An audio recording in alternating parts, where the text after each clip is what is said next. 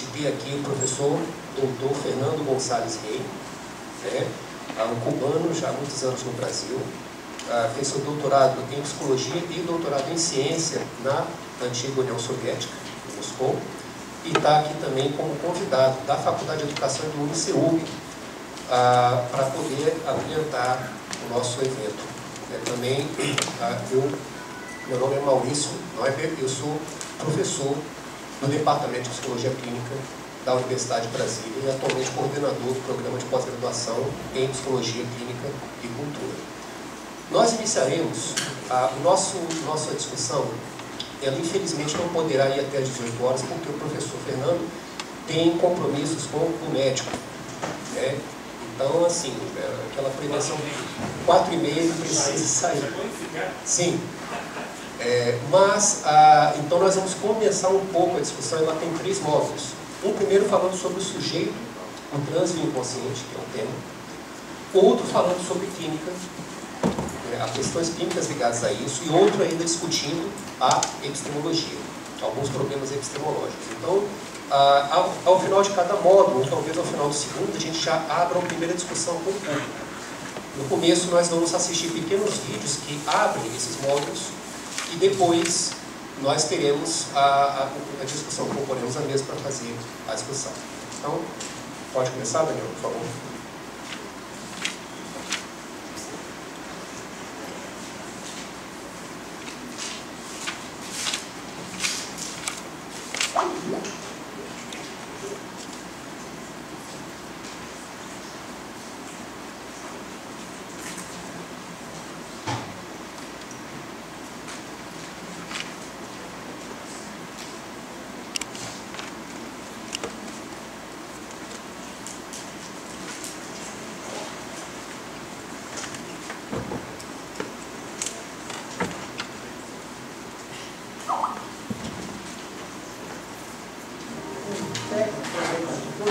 Também passou pelas mãos do médico Inês Faria.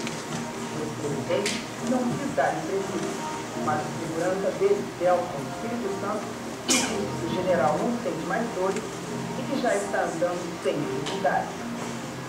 Mas desde a morte do médium Edson Queiroz, jornalistas especializados vêm questionando a autenticidade do espírito que incorpora no engenheiro Rubens Farias.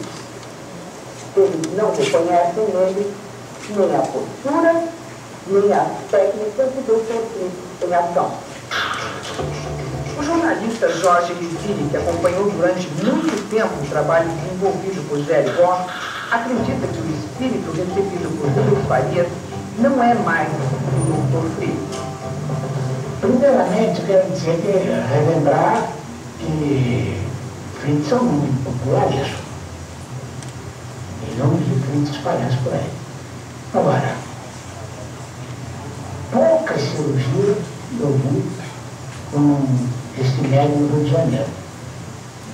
A maneira de falar, o estilo oral, seu linguajar, não tem absolutamente nada a ver com o que era Adolfo Fritz. Pela fala, sotaque é irreconhecível. Compare a maneira de se expressar do médium Edson Queiroz. Até heterogêneo, infectado aparentemente, está ocorrendo um perfeito improvisação fluídico, espiritual. E agora, a do médium Edson Farias. Sem sangrar. Não tem sangramento. O escritor e jornalista Nebian diz que tem certeza que o Dr. Fritz de Rubens Farias não é o mesmo dos médiums Edson Queiroz e Géry Ross. O Arigó trabalhava com instrumentos rústicos, porque ele era um homem rústico. Mas a técnica que ele usava foi a mesma técnica que o Edson Queiroz usou, apenas usando um instrumento cirúrgico, porque ele era médico. O Arigó usava faquinha, o Edson Queiroz usava estrutura dos corpos eram iguais, as estruturas para evitar que eram iguais. Gostaria de incidir com o senhor outra mulher esmerilhada. Chegava bem mesmo nesses bisturinhos brasileiros. Já esse Rubem Farias, ele faz o corte e depois usa um marteletezinho para cortar. Isso nem o Aragão,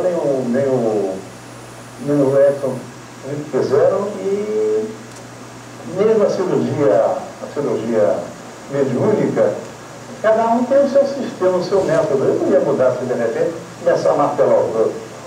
Já o cineasta David Sonnenschein, produtor do documentário Dr. Fritz, A Cura do Corpo e do Espírito, não tem a mesma certeza do jornalismo. Disse que na hora de pregar a solidariedade, existe semelhança entre os três médicos. Veja as imagens. Passaram um na frente do outro, querendo só capturado. Imprevisibilidade. Professor, vamos ver para dois filhos, tudo bom, tratamento, pode não recebe. Não, espera, eu não enxergo nada de tudo, escuta, vou falar uma coisa para você. Eu vinha fazer a minha cura, eu vinha fazer a cura. Obrigado.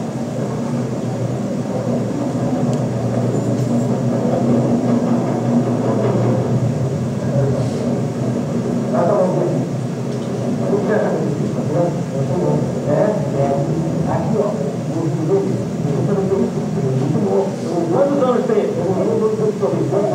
3 anos. Quantos anos você tem? Eu tenho 75.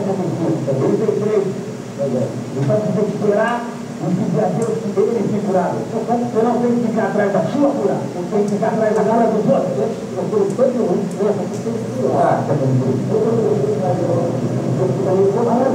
Compaixão pelos outros. Fé. Isso que eles não sabem. Um tem lugar do outro, para entrar primeiro. Por quê? Estamos falando, por exemplo, vocês são malucos. Ficam para cá só para falar. Porque vocês não calam essa boca. Vocês são Deus. O Fritz Aragão sempre pregava os princípios do evangélico, do espiritismo, e especificamente amor ao próximo. Isso é muito comum no mundo.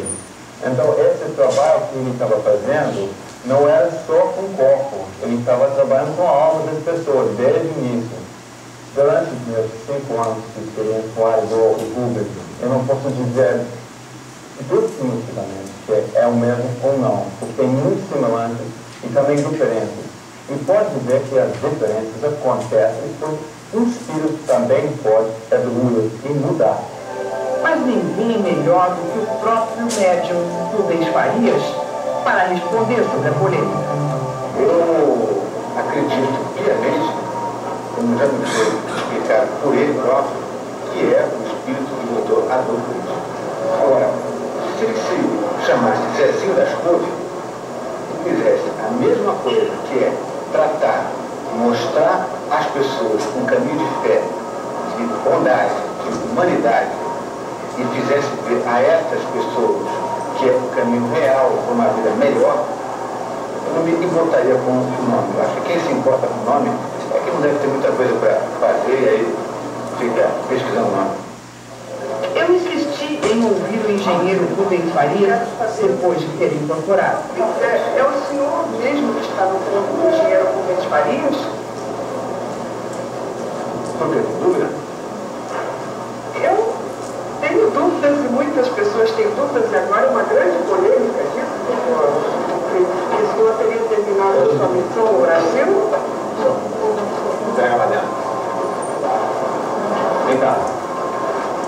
É que jornalistas especializados disseram que depois de 50 anos que o Dr. Fritz trabalhou com o Zé Igor e com Queiroz, a missão kármica dele tinha terminado. A missão kármica dele, espiritual, tinha terminado.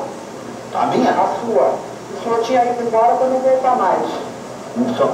Quando Jesus foi embora, a missão não acabou? A missão não se mede por momentos, ou a missão não se mede por palavras e fatos, por marcações, por marcas profundas no espírito de cada um. Isso é uma missão. Se vocês acham que a missão é só você mostrar que a central vai estar perto. É só mostrar um corte. Isso é estupidez. Missão não é um corte.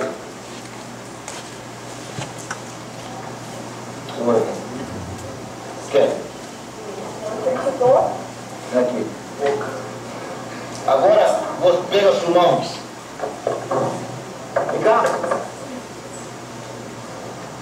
E enfia nele.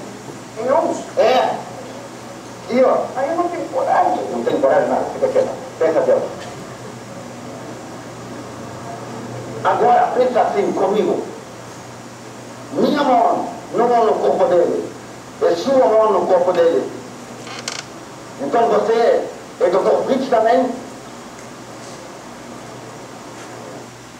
Neste momento, além de estar com muito medo, tive a sensação de um forte calor na mão que segurava a tesoura.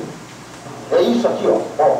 Se fizer isso dentro da coluna dele e não sangrar, e não deixar ele tetraplégico, sou eu consigo fazer isso.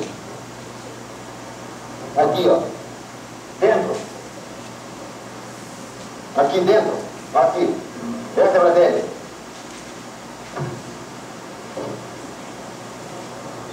Isso é a diferença.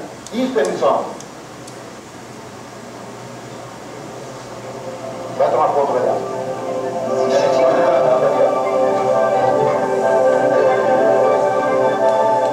Vocês ainda se apanham em idiotices. Conseguem questionar palavras de Jesus. Dividem a fé por categoria. Qual é a melhor? Quem consegue mais chave do céu? Quem se beneficia mais com isso? Como vocês são pequenos.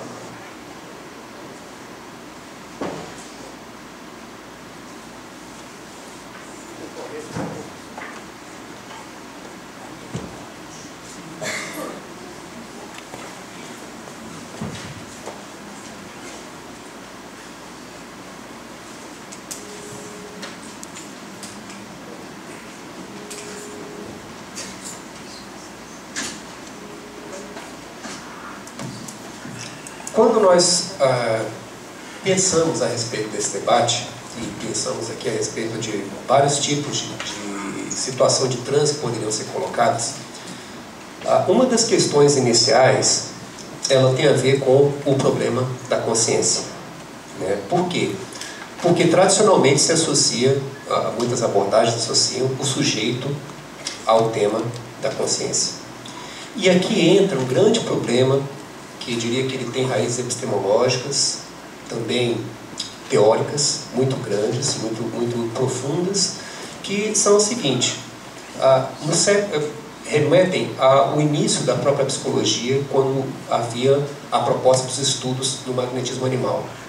Por volta de 1780, o grande Marquês de Puységur, um dos primeiros a estudarem isso a fundo, que vai ali talvez inaugurar o que mais tarde viria a ser a reflexão da própria psicologia, ele coloca em estado de um transe muito parecido com o que a gente via aqui, né, desses médiuns que eles mostravam numa questão extremamente ativas, pensando, operando, fazendo coisas. Ele coloca uma das pessoas com que ele trabalhava nesse estado e faz algumas perguntas para ela, meio que querendo testá-la. Uma primeira pergunta é: se eu pedisse que você tirasse a sua roupa, você o faria? Ele homem, ela mulher? E ela disse nesse estado: ora, nós sabemos que você não vai pedir isso porque conhecemos a sua índole. E ele disse: mas se outra pessoa pedisse isso, você faria? Ela disse: obviamente que não, porque isso é contra a nossa moral. E se eu pedisse a você que você roubasse um objeto precioso que está escondido naquele quarto, vocês fariam isso? E ela disse, claro que não. Nós temos aqui um senso muito claro do que está acontecendo. E isso é importante da gente trazer para uma primeira discussão. Por quê? Porque nós temos aqui a possibilidade de pensar a questão do sujeito de várias formas, né? E que a gente vê num país como o nosso, isso aqui é apenas um exemplo, né, dos vários tipos de situação em que esse tipo de transe acontece. Não vou entrar aqui na discussão se isso, quais são as questões espirituais que possam estar presentes nisso, né? Não é essa a questão, mas a questão de falar desse tipo de estado, que podem pensar muito bem a nossa questão do sujeito. Primeiro que existe uma dificuldade conceitual muito grande quando a gente vai falar o que é consciência. Você pode ter pessoas que falem que consciência é processamento de informação.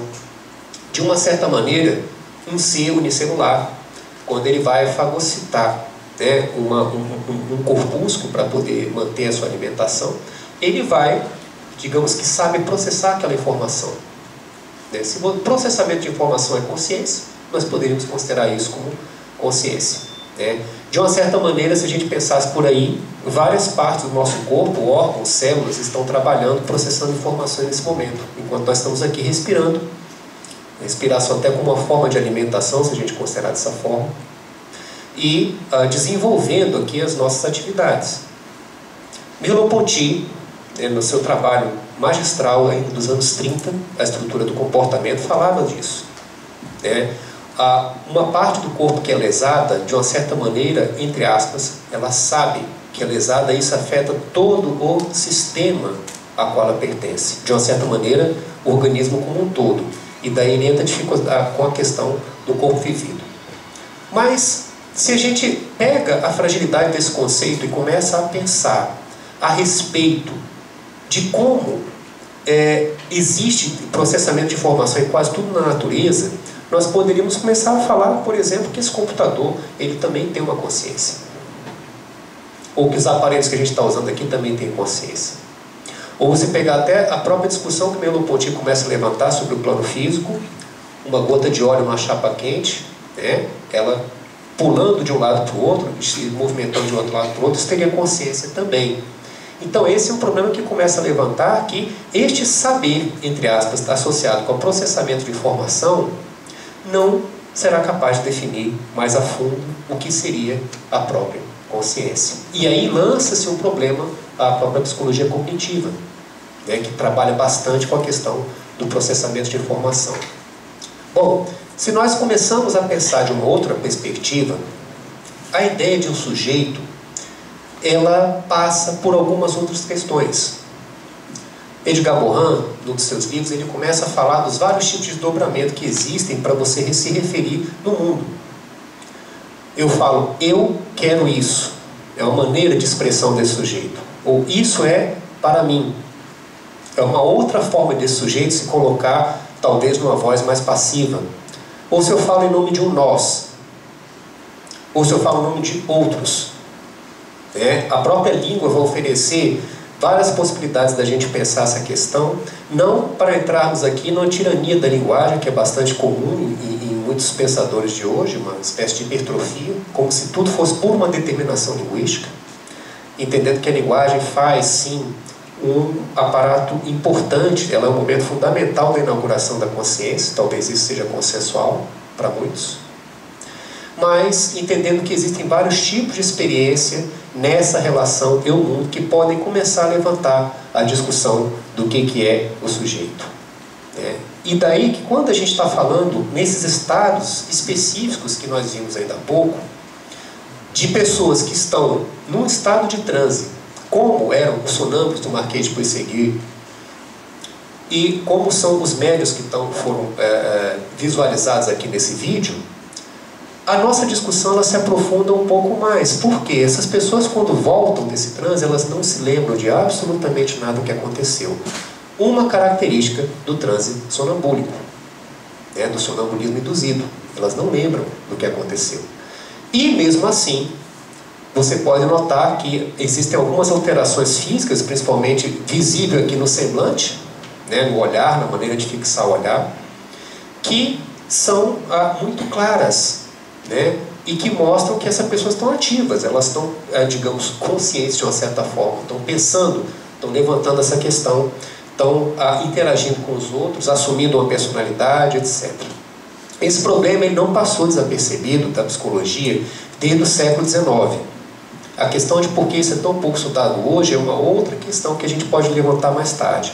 Mas nós poderíamos citar, por exemplo, os trabalhos de Azan, no final do século XIX, o trabalho de Morton Prince também, que falavam de personalidades múltiplas, né, quando eles introduziam essa questão, levantando que havia sim tipo de desdobramentos conscientes, que as pessoas eram operativas, pensavam, refletiam, interagiam com os outros, e depois, quando isso voltava, simplesmente não se lembravam de absolutamente nada. O transe hipnótico, portanto, ele traz um primeiro problema quando a gente vai pensar a questão do sujeito, no sentido de romper uma noção monolítica que existe, a bem dizer, hegemônica da constituição do sujeito. Quando a gente começa a pensar em sujeito, como podemos pensar também em identidade, hoje cada vez mais se discute a importância de se pensar isso de uma forma plural, né, dos vários tipos de desdobramento que esse processo pode se desenvolver ao longo do jogo social, dos processos culturais e diria também biológicos que podem estar sustentando essa heterogeneidade. Mas nós estamos ainda começando a levantar esse ponto. Por quê? Porque existem questões que elas ficam a par da nossa reflexão, seja pela marginalização do campo, seja pela dificuldade conceitual que naturalmente elas trazem para a nossa lógica de pensar. Então, levantando esses pontos, se o sujeito é um conceito irmanado da consciência, e aí nós teríamos ainda a questão da intenção, ou ainda a questão fenomenológica da intencionalidade, né? Aquela ideia de Husserl da consciência como consciência de alguma coisa, e a ideia que muitas pessoas colocam da consciência como vontade intencional, e aí já voltamos novamente ao final do século XIX, né? Emile Coué, por exemplo, vai discutir isso na imaginação, Mehdi Debihan vai falar disso ainda mais para o começo do século XIX. Como que a gente pode pensar processos de sujeito, já que o sujeito está associado com o aspecto ativo e também intencional, de muitos processos que se desdobram além da sua própria intencionalidade. Então a gente começa a falar novamente em inconsciente. Mas quando a gente para pensar a respeito desses pontos que são levantados, né, a partir da reflexão desse tipo de transe que aparece, existem problemas que começam a pensar se nós não poderíamos considerar que o que chamamos de inconsciente não é um outro tipo de consciência. Então, fazendo essa breve introdução, vou passar a palavra para o professor Fernando para ele fazer algumas considerações a respeito.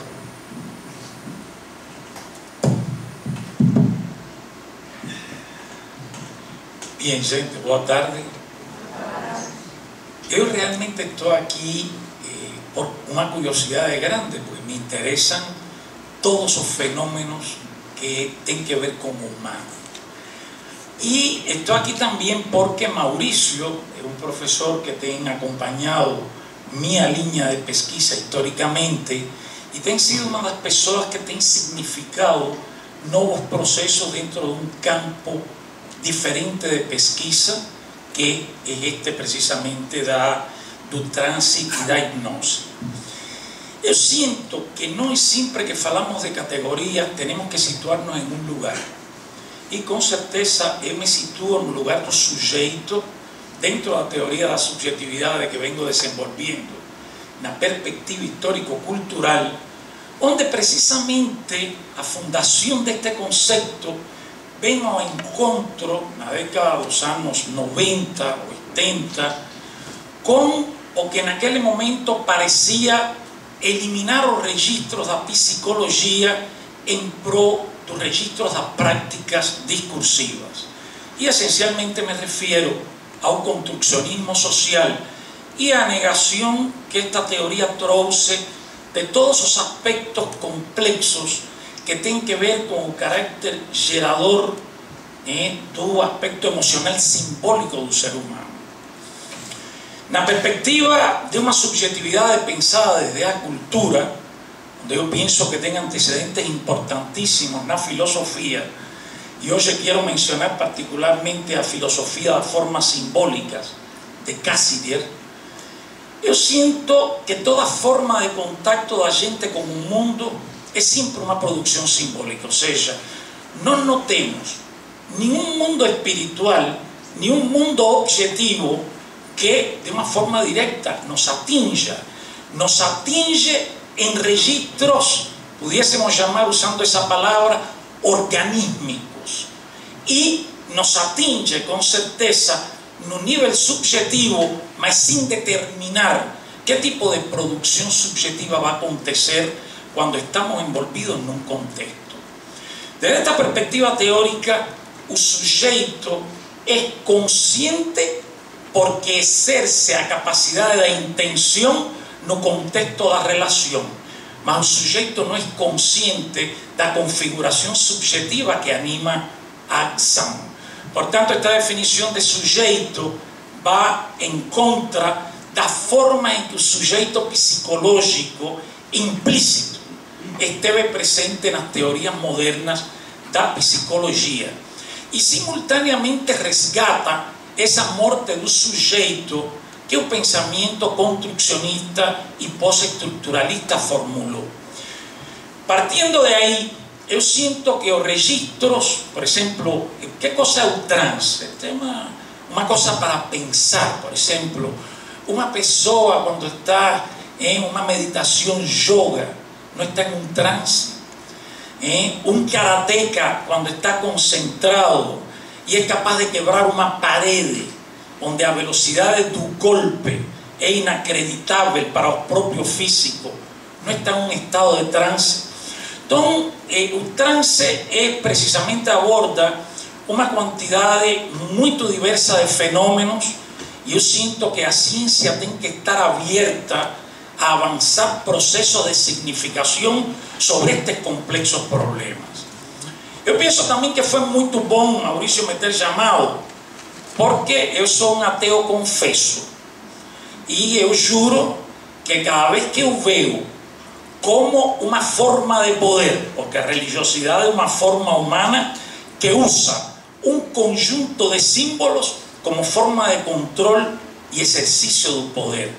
Então, como este tipo de fenômenos complexos do humano se quer monopolizar com símbolos religiosos, é uma coisa que eu tenho um pé atrás.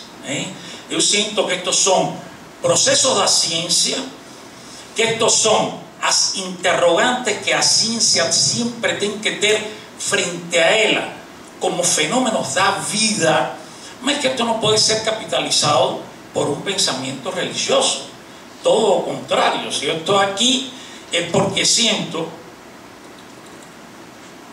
que o Maurício tem avançado uma série de reflexões que nos permitiriam pensar desde o espaço da complexidade do humano este tipo de fenômenos. Eu sinto que quando, por exemplo, quando Maurício colocava que o cara não, eu não mandaria você quitar a roupa, esse episódio que ele narra, não precisa ir falar de sujeito.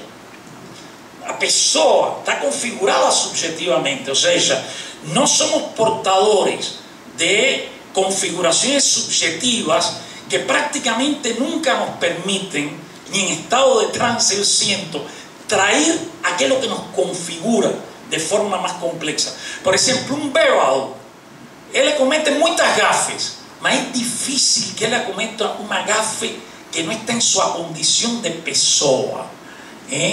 As pessoas, quando atravessam situações difíceis da vida, que quase sempre se pretende explicar isso como causa de certos comportamientos. Não. A situação difícil é um facilitador para que a pessoa apareça sem as pressões que habitualmente tem. Agora, normalmente, a pessoa, em um estado muito baixo de consciência, ainda tem valores. Os valores da vida. Quem é de uma sociedade patriarcal não se deixa tocar por determinada zona, aunque esté bébado o esté un efecto de cocaína.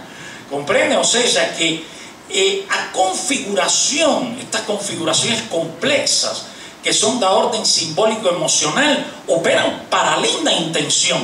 Y por eso es que cuando nos discutimos un sujeto, nunca superamos completamente la idea de un sujeto sujeitado.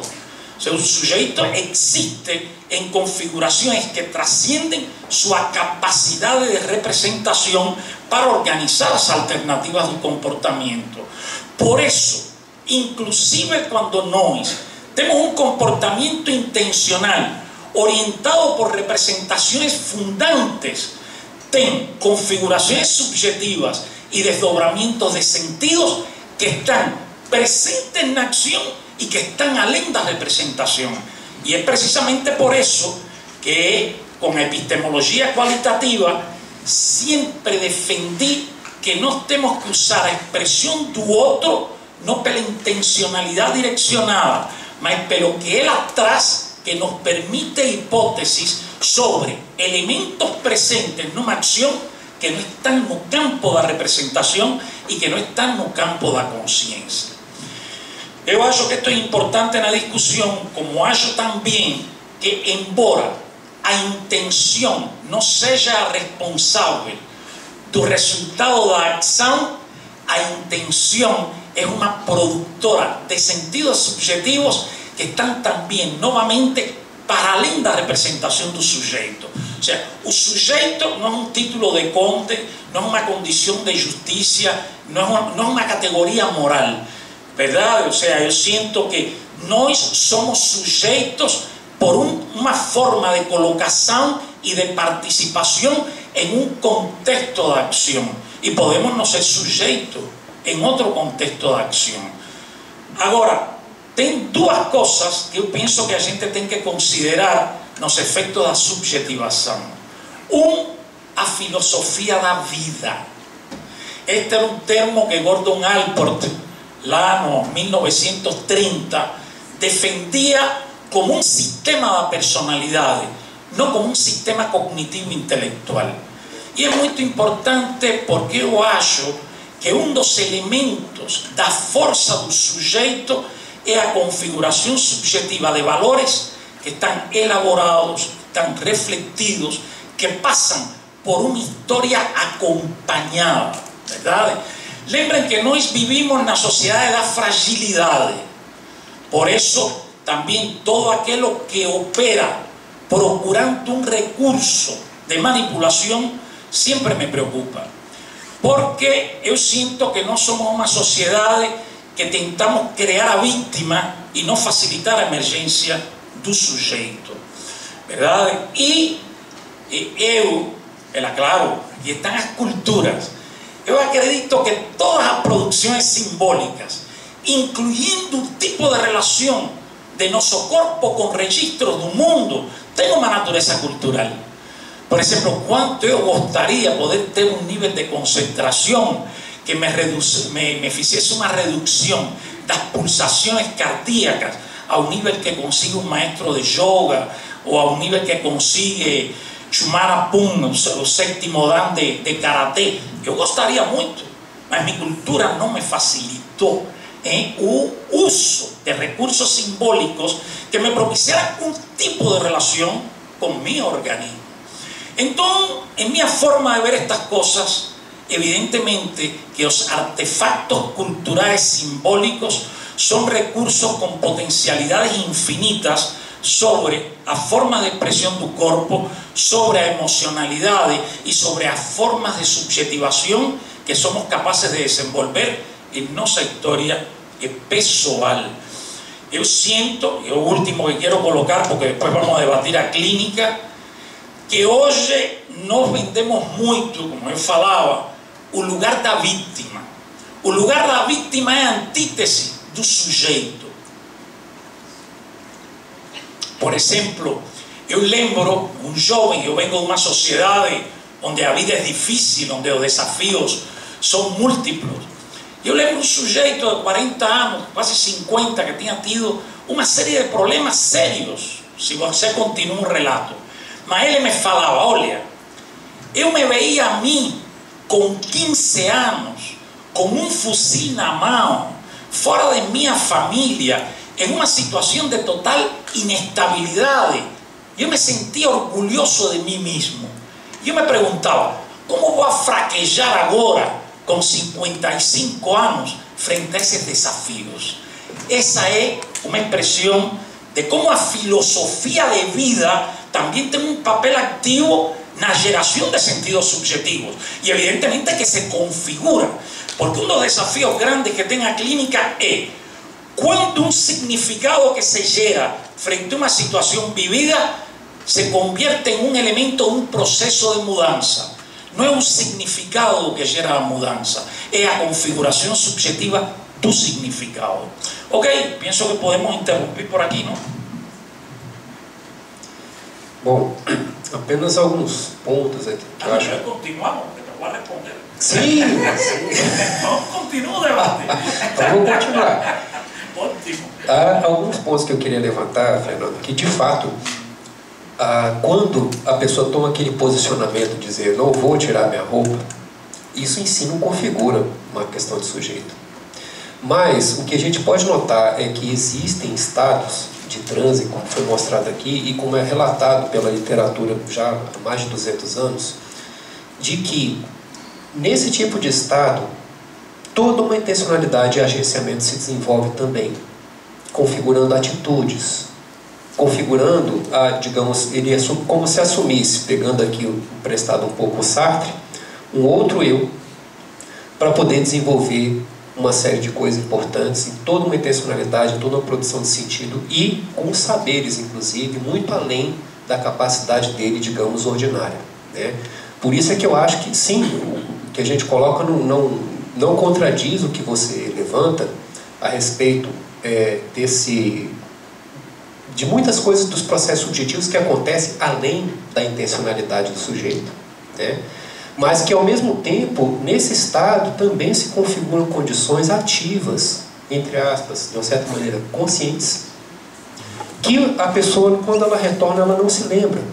E a gente vê isso, por exemplo, no trabalho que a gente desenvolve aqui no CAEP, atendendo pessoas que têm dor, né? Durante o transe, alguns indivíduos, algumas pessoas, elas mostram essa condição, formas diferentes, qualitativamente diferentes de agenciamento, de ação.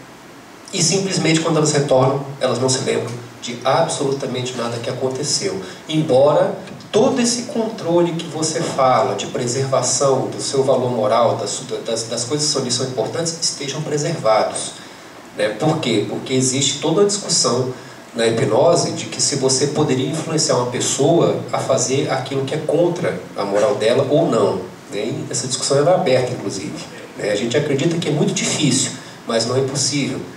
Porque uma relação deletéria, ela pode sim levar uma pessoa a se corromper, né? Mas enfim, então acho que esse ponto que é o ponto que tem chamado muita atenção na discussão, que é o quê? De que consciência nós estamos falando, né? Então o sujeito que consegue trazer um tipo de conhecimento de medicina que ele não tem habitualmente, uma atitude com relação ao sangue, que uma pessoa que desmaiava, se no estado normal ele visse sangue, mas ele faz uma sangueira nos outros, e isso tem inclusive um índice de eficácia de cura para muitas pessoas, né? Isso de fato tem questões que nos trazem a pensar a respeito do que é essa consciência e que relação isso tem com o sujeito e de outros tipos de desdobramento a respeito do sujeito.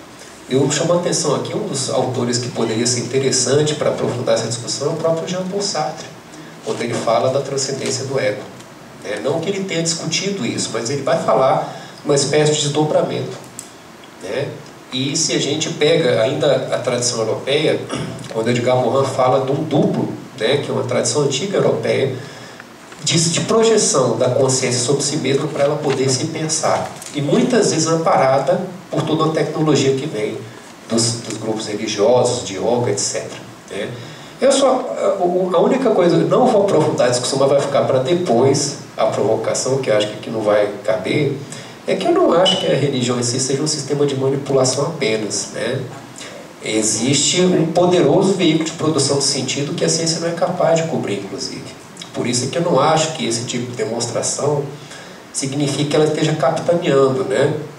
Eu acho apenas que são produções culturais que as pessoas procuram dar sentido a fenômenos que acontecem, que elas mesmas geram, de uma certa maneira, que estão presentes, com as quais elas lidam, e que, sim, tem uma capacidade de tocar questões que eu acho que a própria ciência, não pela sua natureza, não se propõe a mexer, como, por exemplo, a questão da morte, né, que é um dos grandes pontos do sentido subjetivo, que leva as pessoas a refletirem, né?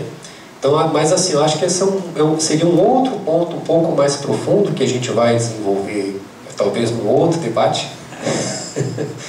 a respeito do papel dos saberes em si. Porque, se você pensar, a ciência também ela tem uma dimensão, um lado, vamos falar assim, sombrio, de manipulação de